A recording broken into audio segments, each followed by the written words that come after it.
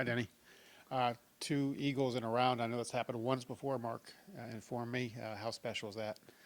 Pretty special, especially at this place when I'm not the longest to attack the par fives, if you will.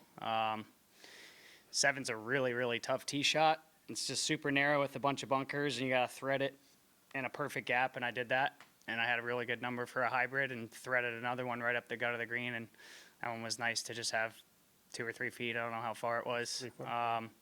Then 15 was downwind again, so to hit a good tee shot, landed a 4-iron perfectly, one step on the green, got back there in that back section to 20, 25 feet, and I knew what that putt did and was able to pour that one in too. So it's nice to get both of those.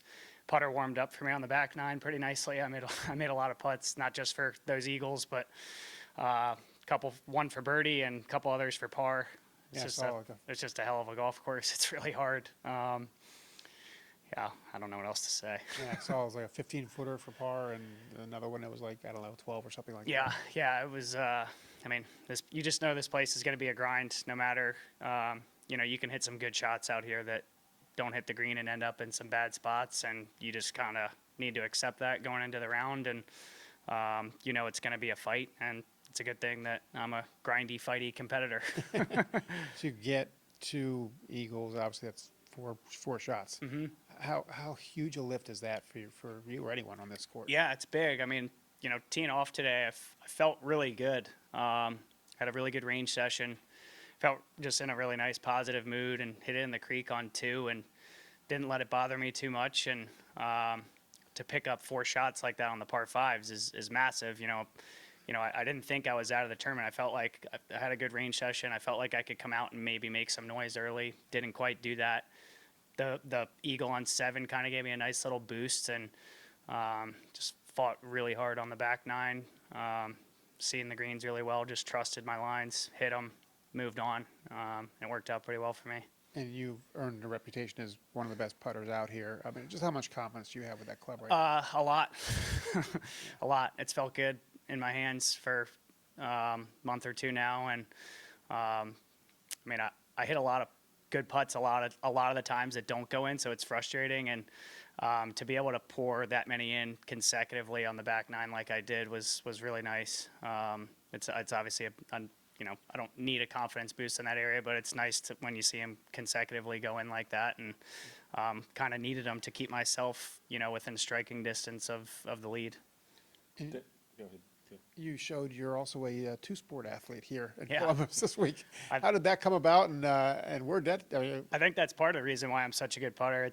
I've got really good hand-eye, always have, and it's kind of just like a point and shoot mentality, being super reactionary. Basketball was probably my first love. I've said that probably a couple times in the shooting exhibitions that we've done, and I played all the way through high school. Obviously, I'm 5'8", 5'9", and not going to be inside in the paint too much. So I just loved shooting around as a kid, whether it was in the winter. I would shovel.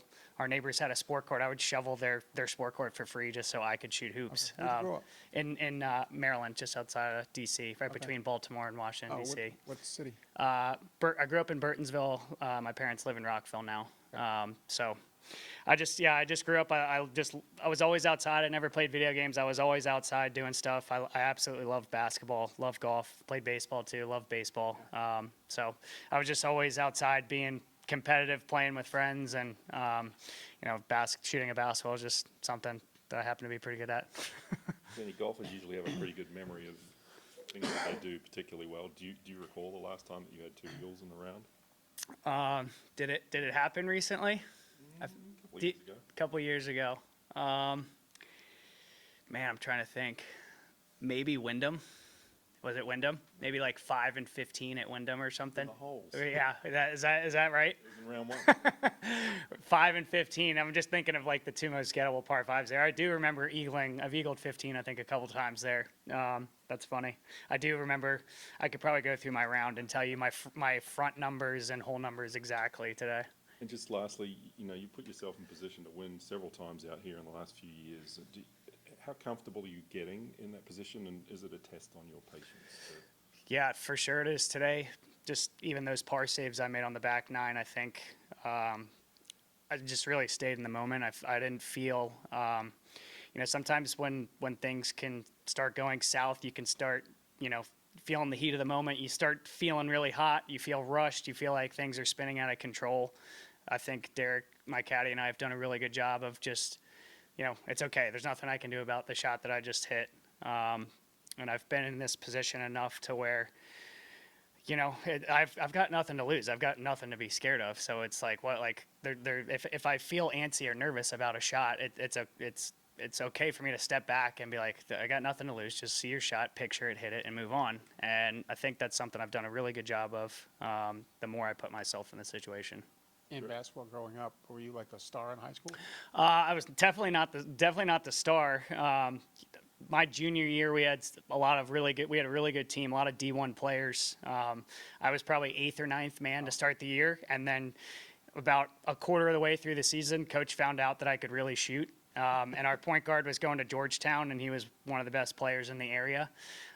So when I became 6th man, basically, after he found out I could really shoot the ball, and I fit in well with the team just because he was able to drive and collapse, 2 or 3 defenders and kick it out to me, and, I fit in perfectly for that.